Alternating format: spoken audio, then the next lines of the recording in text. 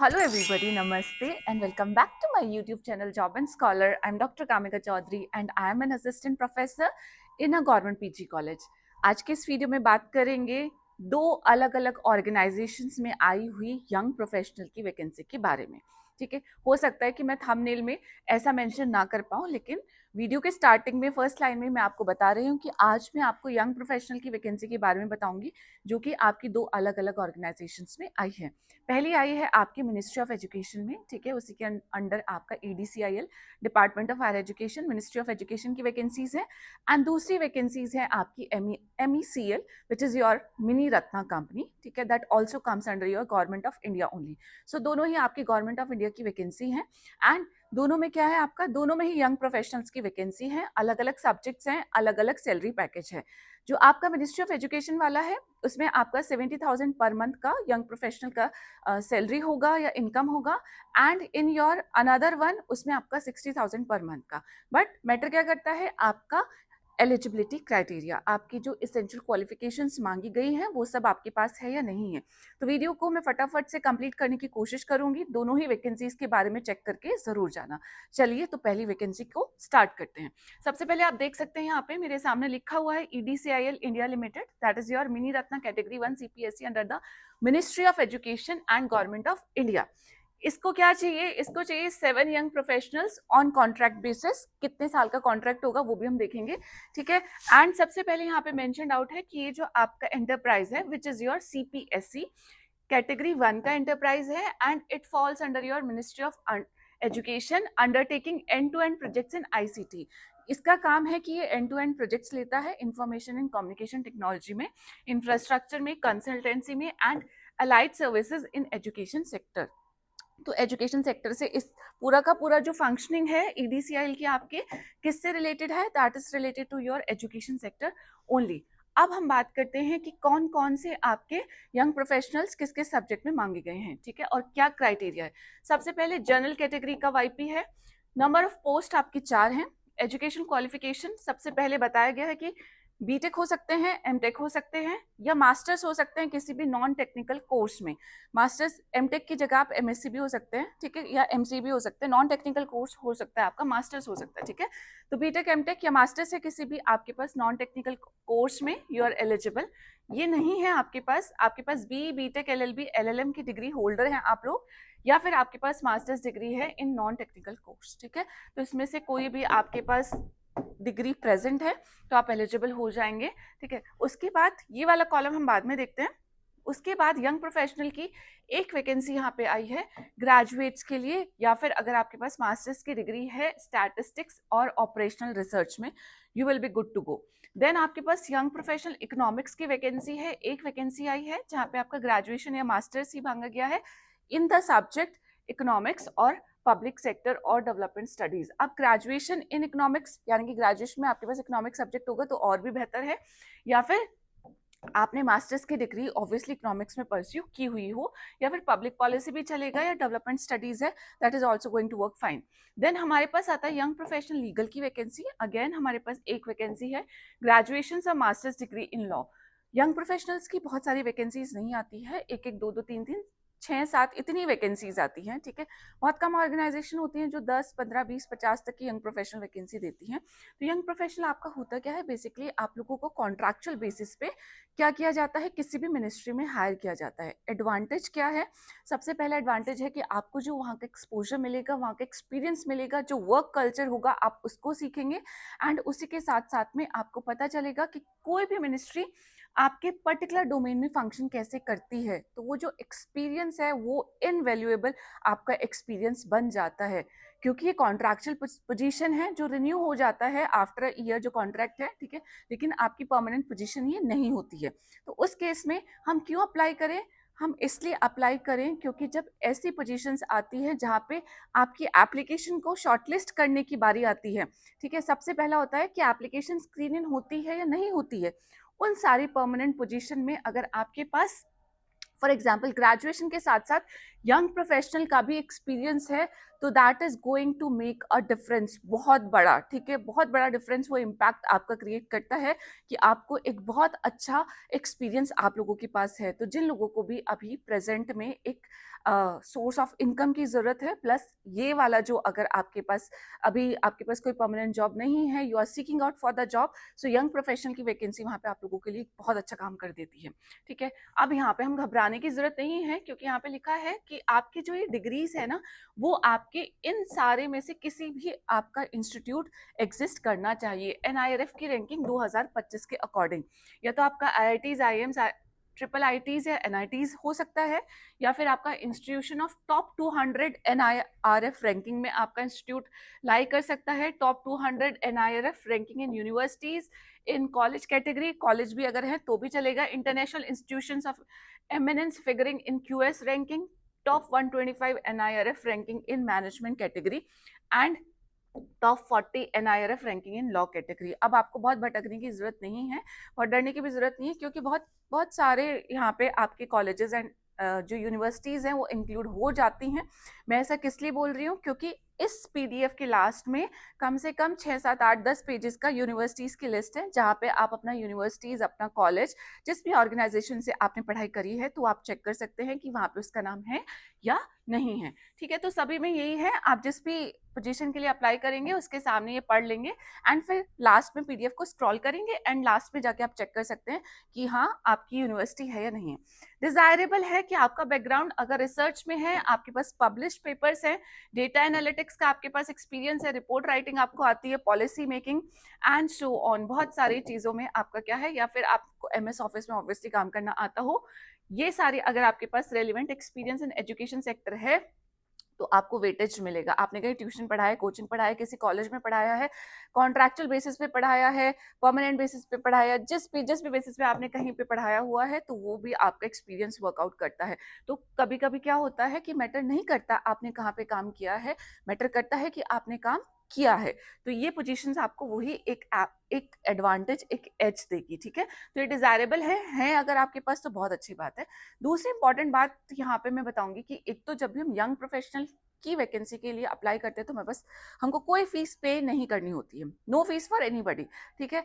दूसरी इंपॉर्टेंट बात है कि इसमें आपका जनरली जो है वो एक ही तरीके का एग्जाम रखा जाता है, तो रिटर्न रखा जाता है या आपका इंटरव्यू बेसिस पे होता है, and most of the cases में आपका होता है कि इंटरव्यू बेसिस पे ही आपका सिलेक्शन यहाँ पे हो जाता है। हालांकि इन लोगों ने मेंशन किया हुआ है कि आपका जो सिलेक्शन है वो रिटर्न टेस्ट के बेसिस पे भी हो सकता है, ग्रुप डिस्कशन भी रखवाया जा सकता है, या फिर आपका इंटरव्यू भी हो सकता है, एंड और सभी पे मेंशन है as may be decided depending on the total number of eligible applicant. जितने total number of eligible applicant है ये आपको बाद में डिसाइड करके बता दिया जाएगा। इसलिए आपको क्या करना है, जब आप फॉर्म फिल करेंगे तो आपको एक valid email ID and valid phone number देना ही देना है यहाँ पे, ठीक है। अब यहाँ पे टेन्योर कितना होगा, full time basis working hours है यहाँ के, आपका फुल टाइम वर्किंग आवर होगा, जितना भी मिनिस्ट्री का वर्किंग आवर होता होगा। एंड उसी के साथ साथ में जो लास्ट डेट है यहाँ पे, नहीं लास्ट डेट कि आपकी जो क्वालिफिकेशन ऊपर मांगी गई है ना, ग्रेजुएशन, पोस्ट ग्रेजुएशन, वो आपके पास 31 दिसंबर 2025 तक प्रेजेंट होनी चाहिए, उसके बाद का नहीं कंसीडर किया जाएगा, राइट। नेक्स्ट हमारे पास है कि applicant should ensure that email ID वाला यहाँ पे पॉइंट लिखा गया है, कितना टर्म का कॉन्ट्रैक्ट होगा, 1 साल का आपका पीरियड होगा, एंड उसके बाद में on the basis of performance and also on the basis of the requirement जो टेन्योर है वो एक्सटेंड कर दिया जाएगा for the another year also. 2 साल तक आपके पास पूरा टाइम होगा to have another job also, क्योंकि कोई भी कॉन्ट्रैक्ट नहीं होता है इसमें, कोई बॉन्ड नहीं फिल कराते हैं, ठीक है। आपको कोई अनदर जॉब मिल जाती है तो you can move on to that particular job also. ये रहा आपका स्टाइपेंड। आपको कितना मंथली रेम्यूनरेशन दिया जाएगा, ₹70,000 पर मंथ इनिशियली। उसके बाद उसमें अगर आप नेक्स्ट ईयर में जाते हैं ना, एक्सटेंड होता है प्रोजेक्ट, तो वो सैलरी भी यहाँ पे इंक्रीज हो जाती है, ठीक है। तो 70,000 पर मंथ का आपका रेम्यूनरेशन है, ना इसमें कुछ और अलाउंसेस ऐड होंगे और ना ही इसमें से कुछ सब्ट्रैक्ट होगा। तो all in all this is going to be your in hand income.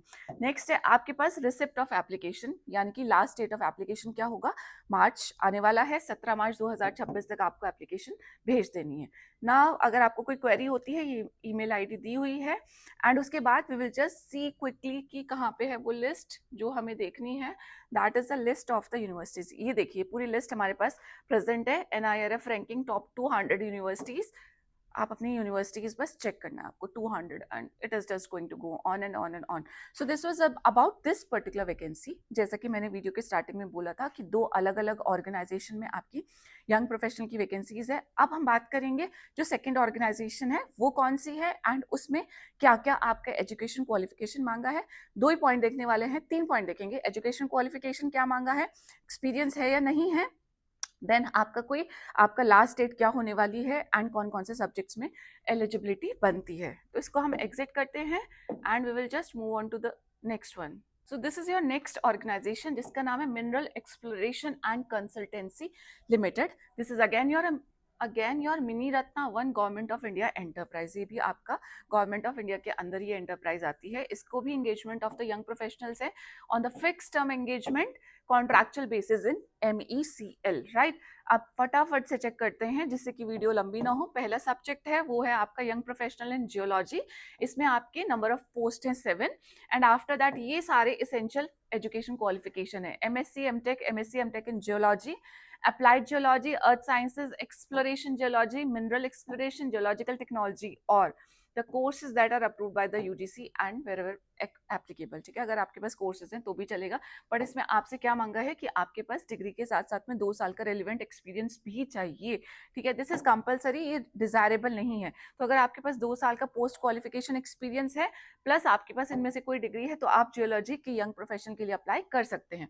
Then young professional in geophysics में आपकी एक क्या है वैकेंसी प्रेजेंट है. इसमें भी 2 साल का एक्सपीरियंस है प्लस आपकी जो क्वालिफिकेशन है that is your MSc MTech MSc Tech geophysics, applied geophysics, geophysical technology or equivalent. You can see it all over here. Then we have the young professional in materials. यहाँ पे आपकी 2 vacancies present है and यहाँ पे सिर्फ bachelors degree मांगी गई है अलॉन्ग विद द 2 साल का experience in all this important field. तो ये आप चेक करेंगे, मैं आपसे दोनों ही PDF का लिंक आपको मिल जाएगा. Then we are going to move on and इसमें हमें चेक करना है कि ये कॉन्ट्रैक्चुअल बेसिस पे है. ठीक है, जितना भी टाइम का कॉन्ट्रैक्ट होगा इनिशियली 1 साल का होता है, आफ्टर दैट 1 साल का और रिन्यू हो जाता है. This is the fixed tenure. आप यहाँ देख भी सकते हैं 1 साल का होता है विच में भी extended up to another 2 years. ये 3 साल तक चल सकता है ये आपका यंग प्रोफेशनल. ठीक है, नेक्स्ट हमारे पास है इसमें सिलेक्टेड कैंडिडेट आपके कहाँ पोस्टेड होंगे at any office of the MECL projects या ऑफिस. किसी भी ऑफिस में आपका यहाँ पे आप पोस्टेड हो सकते हैं. That is located anywhere in India. Location of work आपको पता चल गई है. देन आफ्टर दैट इसमें हमें जो जानना है वो है कि कोई कॉरेस्पॉन्डेंस ऐसे आपको नहीं किया जाएगा. आपको या तो वेबसाइट चेक करनी है या फिर आपको अपनी ईमेल ID चेक करते रहना है.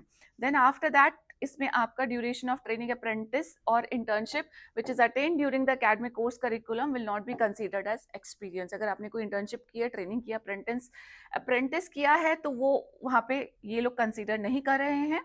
देन हमारे पास है इसमें इंपॉर्टेंट इंफॉर्मेशन जो हमें देखनी है that is going to be आपको रेगुलर एम्प्लॉयमेंट का क्लेम नहीं कर सकते हैं. सिलेक्शन प्रोसेस में सबसे पहले शॉर्टलिस्टिंग ऑफ कैंडिडेट होगा based on their academic credentials. ठीक है, उसके बाद आपका क्या हो जाएगा, followed by document verification and personal interview. सिर्फ पर्सनल इंटरव्यू होने वाला है. ठीक है, उसके अलावा और कुछ नहीं होगा. Personal interview will be conducted at the Nagpur city only. आपका जो इंटरव्यू कंडक्ट कराया जाएगा वो सिर्फ नागपुर में ही कंडक्ट कराया जाएगा.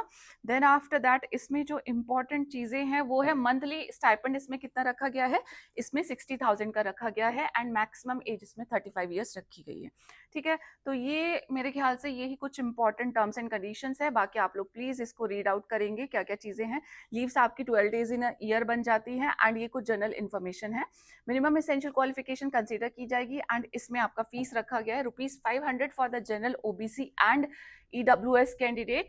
ठीक है, एंड देन बाकी कैंडिडेट्स के लिए आई थिंक कहीं मेंशन होगा not applicable in case of SC ST PWD ex serviceman. इन लोगों को कोई फीस पे नहीं करनी है, बट अगर आप जनरल OBC या EWS कैंडिडेट है तो उस केस में आपको फीस पे करनी होगी. इसका लास्ट डेट है आपका जो सारे एक्सपीरियंस और सब चीज काउंट करने की डेट है 1 Feb 2026 एंड लास्ट डेट कहीं पे तो मेंशन होगी, दैट वी विल चेक.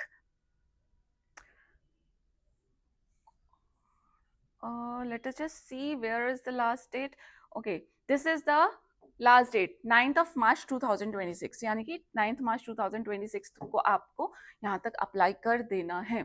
उसके बाद में करियर सेक्शन में आप चेक कर लेंगे, ये पूरा प्रोसेस बताया हुआ है हाउ टू अप्लाई, जैसे हम करते हैं। ये लिंक मैं आपको डिस्क्रिप्शन बॉक्स में भी क्या करा दूंगी, प्रोवाइड करा दूंगी। तो ये वाला जो पीडीएफ है, ये प्लीज इसको आप थोड़ा ध्यान से देख लेंगे। एंड पहले वाला पीडीएफ आई हैव ट्राइड कि मैं मैक्सिमम पॉइंट उसके कवर कर सकूं। मुझे लगता है वीडियो बहुत लंबी हो गई होगी, तो इस केस में हम क्या करते हैं, अभी यहीं पे खत्म करते हैं। I'll just make another video for all of you और another वैकेंसी के बारे में। तब तक आप लोग इसे चेक करिए, अगर एलिजिबल हैं तो अप्लाई कर दीजिए। जो जिसमें फीस नहीं है उसमें अगर आपकी एलिजिबिलिटी बनती है तो जरूर अप्लाई कीजिएगा। ठीक है, तो चलिए अब मैं चलती हूँ, अपना ध्यान रखिएगा। जय हिंद, नमस्ते, बाय बाय, थैंक यू।